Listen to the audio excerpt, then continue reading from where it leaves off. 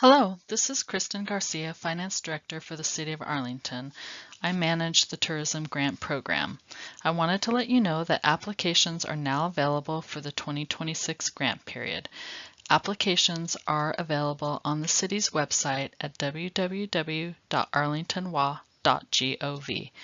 This presentation is intended to walk you through the key elements of the application document, to provide some helpful tips and clarifying items, and to highlight anything new that has changed from the previous grant periods. Who can apply? The applications are open to any organization that has a qualifying event. Qualifying events will be discussed on the next slide. The application is not restricted to governments or nonprofits, meaning a private business may apply as long as the application includes a qualifying event.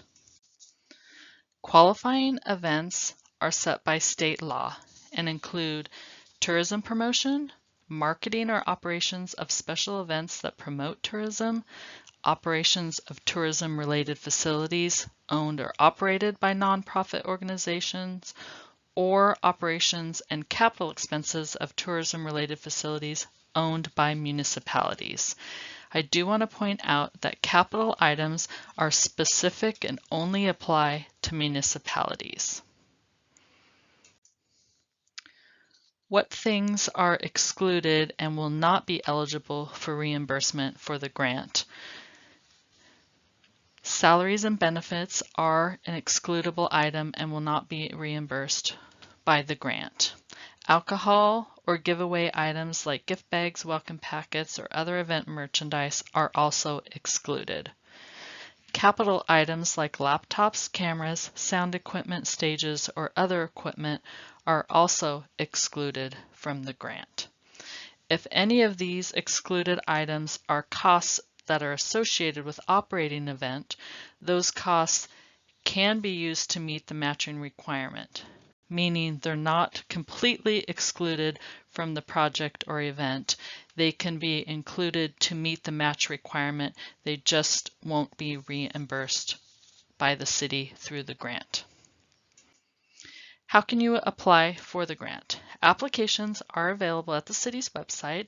Again, the website is www.arlingtonwa.gov on the finance page under tourism grants. Hard copies can also be picked up at City Hall, which is located at 238 North Olympic Drive in downtown Arlington. The applications will be located in the finance department, and we are on the first floor of City Hall. To be eligible for grant funds, you must submit a completed application, and it must be submitted by the deadline and provide all the requested documents, which are listed on page 13 under the applicant checklist. Please make sure the project sponsor has included their name, mailing address, phone number, and email address, and that the person legally able to sign the contract fills out and signs the application. The project sponsor must also sign the certification on page 13.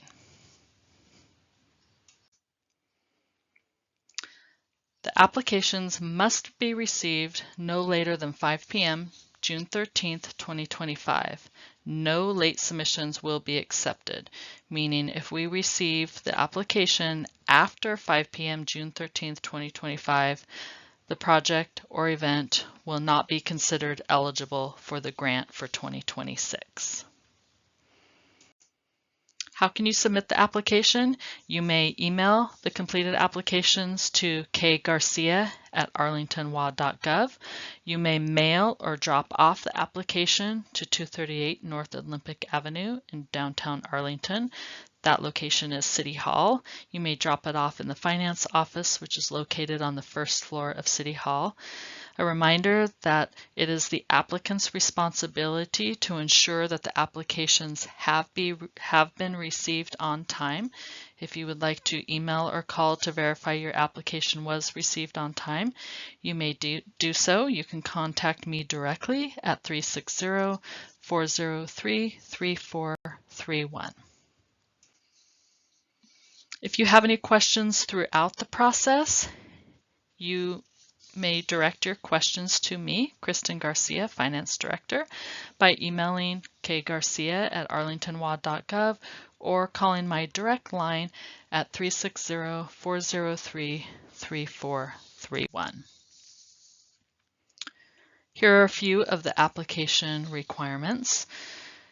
The application requirements are listed on page 3 of the application document. In order to be eligible, you must submit a completed application, which includes 2 letters of recommendation. The letters of recommendation used to require that one of them be from a hotel. That requirement has now been eliminated. The 2 letters of recommendation just need to come from someone that has the ability to speak to the benefits of the project or event and how it contributes to tourism. If you have a board of directors, a copy of the meeting minutes authorizing submission of the grant should be included. And a reminder that there is a 25% matching requirement. So the organization must pay for at least 25% of the total project costs. So that means the total grant award from the city cannot exceed 75% of the total project costs. A completed W-9 should also be included with the completed application.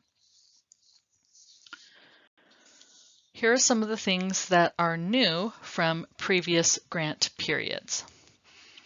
On page 5 of the application, you must now provide the year, dollar amount, and project title of previously awarded lodging tax funds from the City of Arlington. Also on page 5, please identify if your project or event has other sources of income like admission fees or sponsorships. Page 10 asks for a narrative on the marketing plan describing how the project or event will attract visitors from outside the City of Arlington. Included on that page are additional supplemental questions which should be part of that narrative.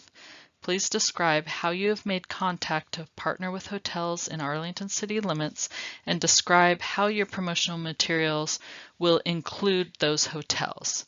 A reminder of the hotels that are within Arlington city limits are the Best Western Plus, Quality Inn, Medallion Inn and Suites, and the Smoky Point Motor Inn and Arlington Motor Inn. Page 11 asks for the economic impact of the event or project, discussing how overnight stays are projected, how the project generates overnight stays, and the overall economic impact to the community. Please be as detailed as possible when describing how overnight stays are projected, as lodging stays are included in the rating criteria and are included in rating criteria number 4. Page 15 does include 2 new rating criterias. One of them is an expansion of the project or event, if funded for 3 or more years, must be included. So if this is a repeat project and has been funded for the last 3 or more years, and there hasn't been an enhancement or an expansion, points may be deducted from the overall score. Another new criteria is looking at other sources of income, whether that's from admission fees or sponsorships or other donations. So if the project or event does have other sources of income, their points may also be deducted from the overall score. I also wanted to note a change in how the committee will be evaluating funding recommendations. Funding recommendations will not be based solely on higher scores, meaning the highest scored project or event may not necessarily be awarded the most amount of funding.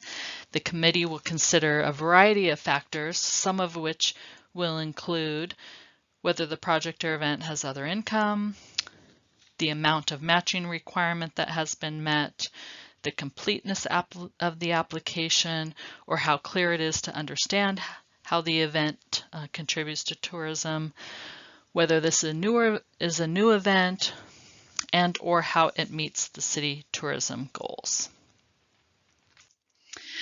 An overview of some of the grant guidelines. You may submit for more than one event or project, but there must be a separate application for each project or event. So please do not submit one application for multiple items. They must have a separate application. A reminder of the 25% minimum match. Cash matches may be weighted higher in terms of the scoring criteria, or matches above the 25% may also be weighted higher in the scoring criteria.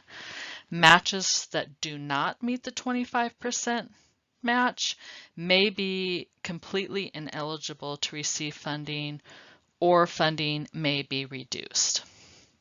Events or projects must be within City of Arlington limits, and an enhancement for events or projects that have been funded for 3 or more years may receive an overall score that is lower if the enhancement or expansion hasn't been shown through the project description. And successful applicants must enter into a professional service agreement and must provide a signed W-9. When will funding be available? Grant awards should be made available sometime in July of 2025. Award letters and grant contracts will be mailed in the month of July of 2025. Funding becomes available for reimbursement beginning January 1st, 2026, and funds must be spent by December 31st, 2026. Funding is provided on a reimbursement basis only. No advanced payments will be made. Expenses incurred on or after October 1st of 2025 in order to plan for the 2026 event or project are eligible for reimbursement. So what that means is those expenses between October 1st of 2025 through December 31st of 2025 for planning the 2026 event are eligible for reimbursement, but will not be reimbursed until after January 1st of 2026. Final reimbursement requests must include the annual expenditure report. The annual expenditure report is included in the application document. So if you submit more than one reimbursement request, your final reimbursement request must include the annual expenditure report. Reimbursements will not be made until the annual expenditure report has been received. If you are only submitting one reimbursement request, the annual expenditure report must be included with that one reimbursement request in order to be reimbursed. Final reimbursement requests must be received no later than January 7th of 2027. Reimbursements received after January 7th, 2027 may not be reimbursed. A listing of some of the application information that is required is the name of the organization applying for funding, the federal ID number and UBI number, as well as the name and address of the person with legal authority to sign the contract, the type of organization, and please note whether your organization is a nonprofit, public agency, private business, or other type of organization. And if you are a nonprofit, please note whether your organization has a 501c3 status. Please note if any lodging tax funding has been received in prior years. Also, please note your other sources of income and include a summary of the amount requested, the match amount, and the total project budget. Make sure the application clearly shows that the 25% match requirement will be met, and if that match will be in cash or from in-kind volunteer hours or other in-kind contributions. Other application information that is important is the project budget, which starts on page 6. Here's where you list the types of expenses that you will be asking the grant to pay for. Please remember the exclusions that were discussed earlier. Those exclusions are not eligible for the grant, but can be eligible to meet your match requirement. Some of the things that are eligible costs are marketing, Advertising, including the printing and distribution, costs for entertainment, banners, or other signage are also eligible. These are just a few examples of eligible costs. That doesn't mean that those are the only costs that are reimbursed. If you have a question about eligibility of what the grant will pay for, please feel free to give me a call and I'd be happy to walk you through any eligible costs. Page 7 is to document predicted attendance and overnight stays. Be sure to include an explanation of how you are measuring attendance from those that are traveling over 50 miles, those traveling out of state or out of country, and those that are local attendees. This is not only important for the overall evaluation and scoring of the application, but this information is also important to be included in the annual expenditure report. Page 8 is the selection of city tourism goals. Please note any and all that apply to your project or event. And then on page 9, please describe how the project or event meets any or all of those city tourism goals. That concludes my presentation. I want to thank you for your interest in applying for a tourism grant. Again, if you have any questions at any time during the process, please feel free to reach out to me directly, Kristen Garcia, at 360-403-3431.